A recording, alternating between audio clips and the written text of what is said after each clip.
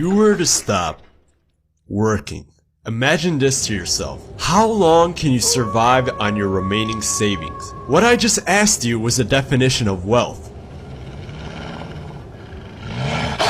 Here is a man named Robert Kiyosaki, an American investor, businessman, author, motivational speaker, and financial commentator who became well known in the recent years, who has an estimated net worth of $80 million. Wanna know something interesting?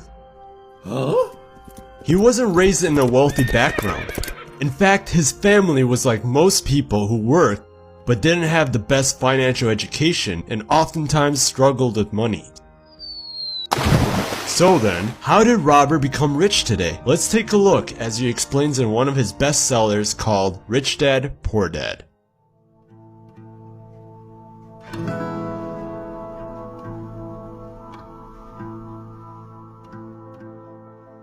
Robert Kiyosaki was born in Hilo, Hawaii in April 1947. In 1957, at age 9 years old, little Robert was attending the same public school where the rich people sent their children, for his town had lots of doctors, business owners, and bankers. Robert saw that the rich kids would separate themselves from him, for his family wasn't able to afford the newest collections of toys and bikes like them. So, one day, Robert asked his father, who had a PhD and completed multiple universities with excellent degrees, "Dad, can you tell me how to get rich?" Unfortunately, his dad didn't know the right answer because he wasn't rich himself, so he responded with, "Well, use your head, son. Stay in school, get good grades, so you can find a safe and secure job." His real dad is what he'll be referred as Poor Dad. He wasn't poor during this time. In fact, he was making lots of money.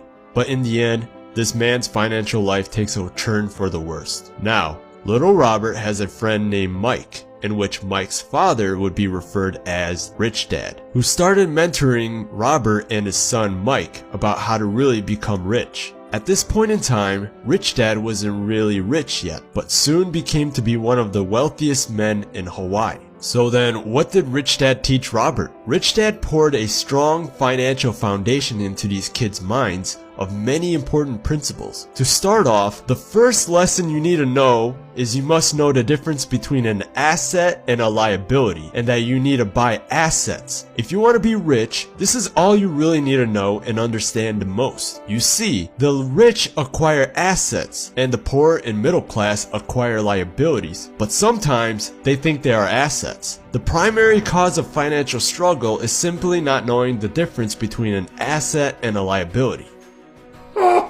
Oh, right. You don't even know what an asset and a liability is, don't you? An asset is something that puts money in my pocket. A liability is something that takes money out of my pocket. For instance, let's draw a cash flow pattern of a normal individual. This person right here earns his income from a job, and his expenses are things like food, clothes, entertainment, and transportation. Unfortunately, he doesn't have assets, but sure does have liabilities that constantly takes money out of his pocket, because things like mortgages, taxes, credit cards, loans, and believe it or not, the house.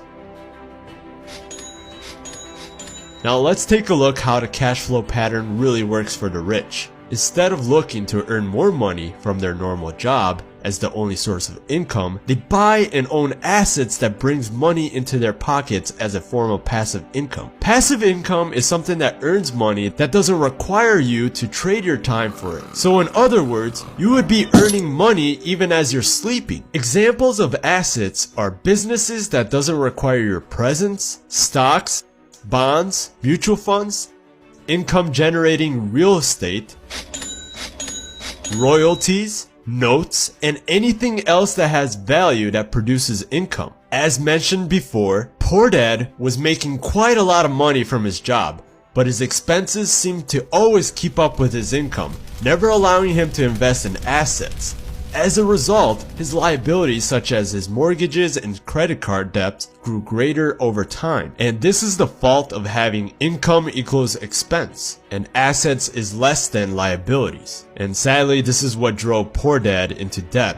even after he passed away. On the other hand, Rich Dad's personal financial statement reflects the result of a life dedicated to investing and minimizing liabilities. So he has income that is greater than expense because of assets is greater than liabilities. This is practically why the rich are getting richer. Their assets generate more than enough income to cover expenses, with the balance reinvested into the asset column. The asset column continues to grow, and therefore the income grows with it.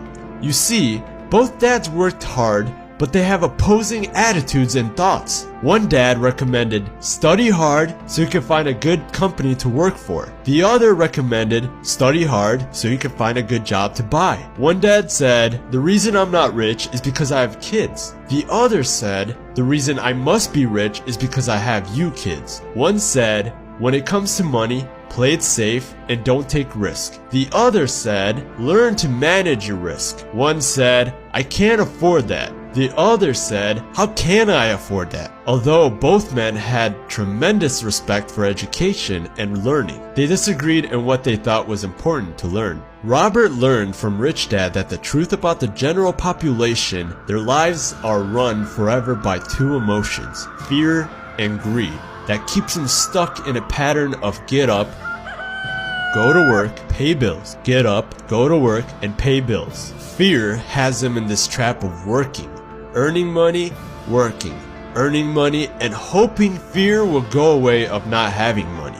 Instead of confronting the fear, they react emotionally instead of using their heads. The other emotion, which is desire, some call it greed, is a second reason why people also work for money. They desire money for the joy that they think it could buy.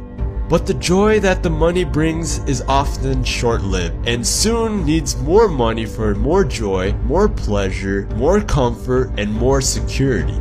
You see, that same fear and desire is what makes a lot of people be so fanatical about going to school for a better chance of a high-paying job.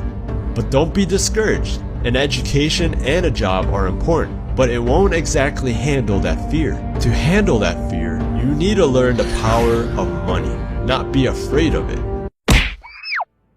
Unfortunately, most schools don't teach about this, and if you don't learn it, you'll become a slave to money. Ignorance of money can cause so much greed and so much fear that can lead you into life's biggest trap of constantly working.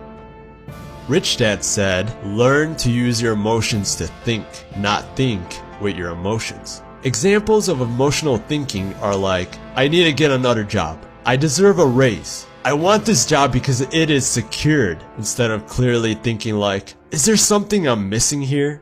This is our reality. For most people, your profession is your income. The rich, your assets is your income. Apply these lessons to your life, for if I were to ask you about the definition of your wealth, if you would stop working today, how long can you survive? You might laugh at me and say, I no longer work for money. Money works for me. Thank you guys for watching. Click that like and that subscribe button if you want to see more helpful videos like this. I'll see you guys later.